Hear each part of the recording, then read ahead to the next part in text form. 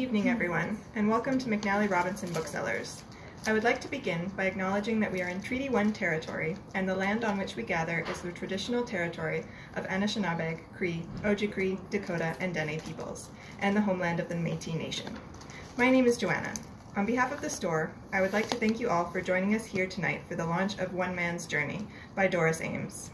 Here to introduce Doris, please join me in welcoming her son, Adrian.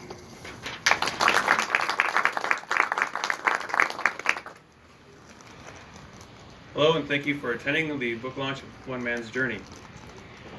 I would very much like to thank the staff here at McNally Robinson, of course, Joanna and Ryan in self-publishing.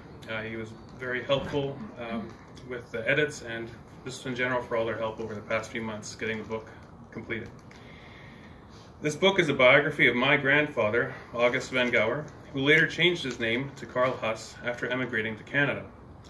He was well known locally in southeastern Manitoba in the 1930s for his logging business in East Braintree, Manitoba, and in later years as foreman for the Trans-Canada Highway in southeastern Manitoba up to the Ontario border.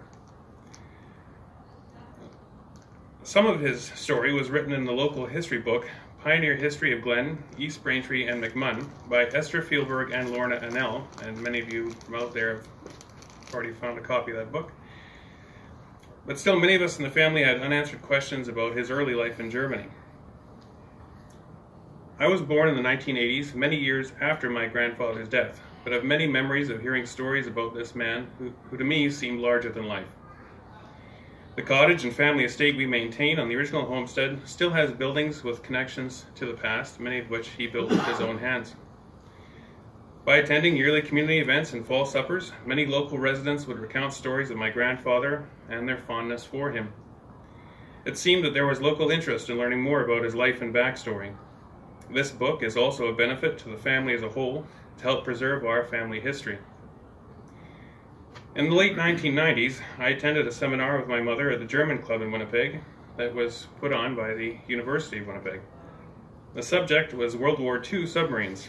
Now, although my grandfather served on a World War I submarine, we hoped to meet an expert to help answer some questions we had about his wartime service. The lecturer at the end of his talk had a time for questions. My mother had brought with her some photos of my grandfather in uniform and told the lecturer that she was a child of a World War I submariner.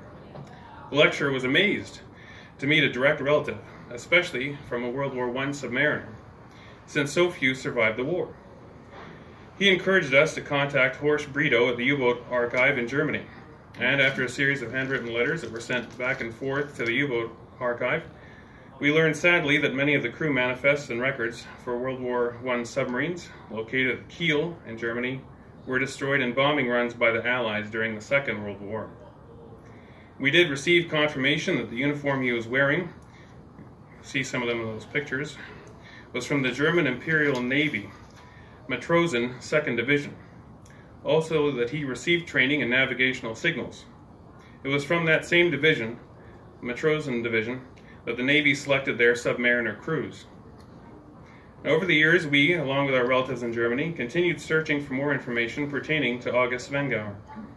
In 2009, my cousin in Germany, Angelica Mundorf, searched the state archives and found details of his medical history, court transcripts, and police reports just after the war, which also revealed some facts about his service.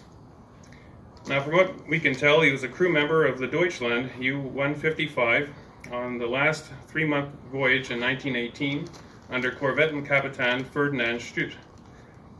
Now, the Deutschland was originally a cargo submarine used by the Merchant Marine and later weaponized for the war effort.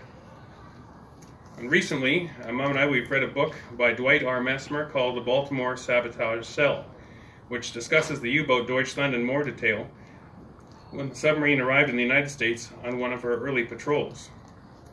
Secondly, I would like to recommend the out-of-print book called Raiders of the Deep by Lowell Thomas, which tells factual accounts of life aboard World War I German submarines. But of course, there were so many interesting aspects of my grandfather's life besides the First World War.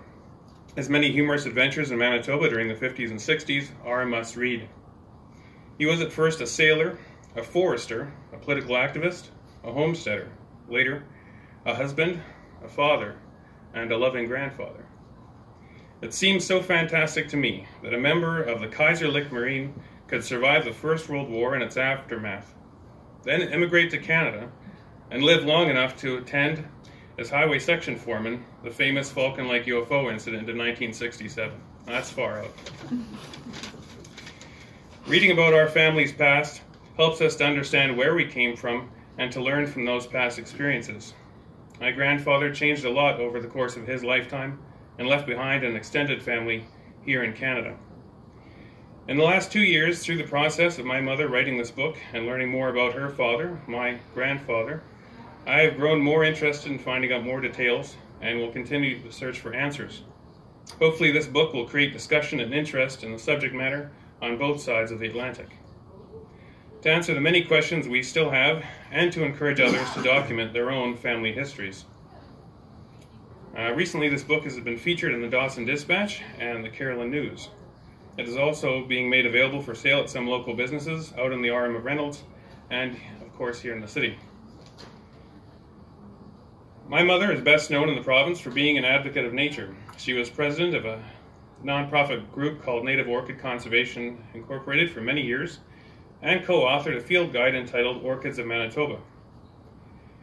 She also wrote and self-published Meandering Along the Boggy and Birch Rivers, and most recently wrote, of course, One Man's Journey. Personally, I'm glad she decided to write a book about history, which is one of my interests, along with nautical history, of course, as she's always talking about plants and writing yet another book about little green jobs and obscure plants that are found in ditches. But I love her just the same. Mom's very methodical. Comes from the German ancestry, no doubt. Mom was also instrumental in the establishment of the Broken Head Wetland Interpretive Trail. She's a very modest person, but I should also mention that she is a recipient of the Premier's Volunteer Service Award, a nominee for the YMCA/YWCA Women of Distinction Award, and recipient of the Nature Manitoba Ralph D. Bird Award for her contribution to the natural history of Western Canada. Now, I would just like to say, Mom, that I'm very proud of you for writing this book, and I'm sure the family feel the same. And I appreciate your dedication and many long hours researching and translating antiquated German records.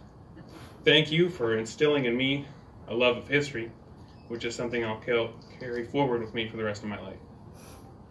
And so, without any further delay, I'm proud to introduce the author and my mother, Doris Ames.